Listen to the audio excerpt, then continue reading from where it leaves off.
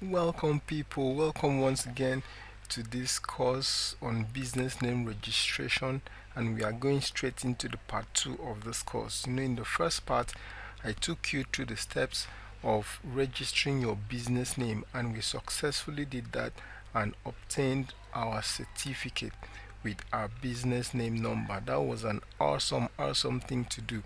So now in this part 2 I'm going to take you through how you can register your TIN, that is to request for your taxpayer identification number, known as TIN number. Alright, so we are going to do this because we want to be paying our taxes, and now it's mandatory.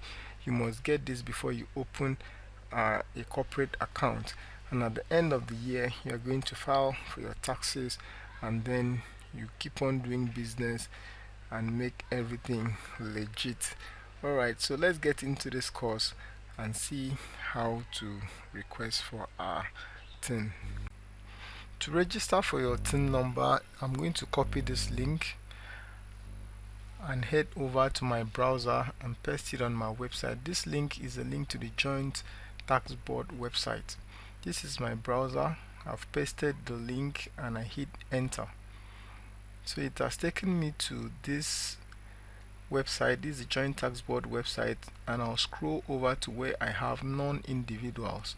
That is for organizations. So right there I'm going to read this short write-up, and the write-up is going to lead us to where we have a link to a short form that we are going to fill to get started. Now this is where the link is, where we have here. Okay, so that's it. You click on here and then it's going to open the short form. We are going to fill in your details. This is the form. It has just about 3 items. The first one is a drop down menu for us to select the organization type. So if you click on the drop down arrow, you'll see the different types of organization, different types of businesses. Then you click the one that your own belongs to. I'll select business name because that's what we registered. Next, it's asking for a registration number, so I'll go grab mine. This is the number that was given to me, and I'll add the BN, which is business name. So if you have a company, a limited liability company, that means you add RC, and then it's going to bring out your details, and then you click on next rather. Alright, so when you click on that, it's going to open the website. It's going to open a form for you to fill. So here you're going to take your time and fill this form. Fill it very well. We are not going to go through it because by now we know how to fill these kind of forms. The fields are almost similar to the ones we had on the CAC website. Okay, so just take your time, go through them. Some of the information are already there because it will extract them from the CAC website based on the number you provided. So just fill it and then click on I'm not a robot to verify that you are human, and then click on submit. That's quite simple. It's as easy as that. The only thing is that you don't need to make mistakes while filling the form. Now this is it. Success. TIN request submitted successfully.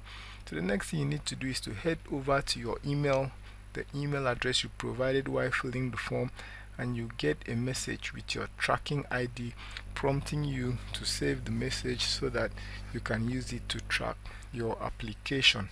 So that's it, guys. It's that simple, and in the next 24 hours you are going to get your TIN number right in your email address, right in your email inbox. Nothing more for you to do, just to fill that form. Take your time, fill it well, go through all the steps one after the other before you click on submit. Alright, so I'm going to wait for 24 hours and then I'll check my mail. You can see here I have no reply. Just about 24 hours after, TIN certificate, it is ready. So I'll click on this. I want to open it so that you can see that this is a real TIN number.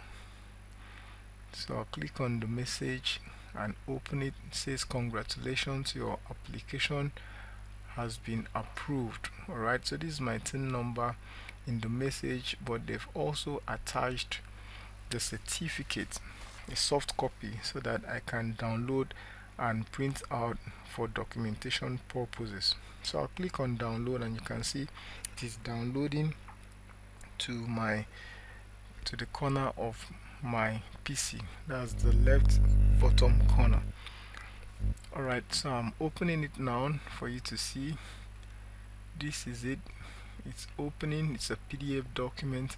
Yes, this is it, issued by the Joint Tax Board, Primal Logic Systems. This is it. If you check the date, it's just a day after I submitted it. So guys, I must commend the efficiency of these systems, both the CAC and the Joint Tax Board. The only problem we have with the CAC is that to create an account is a bit problematic. Alright, but once you overcome that hurdle, you are good to go. So guys, we have started from the beginning and we are drawing closer to the end.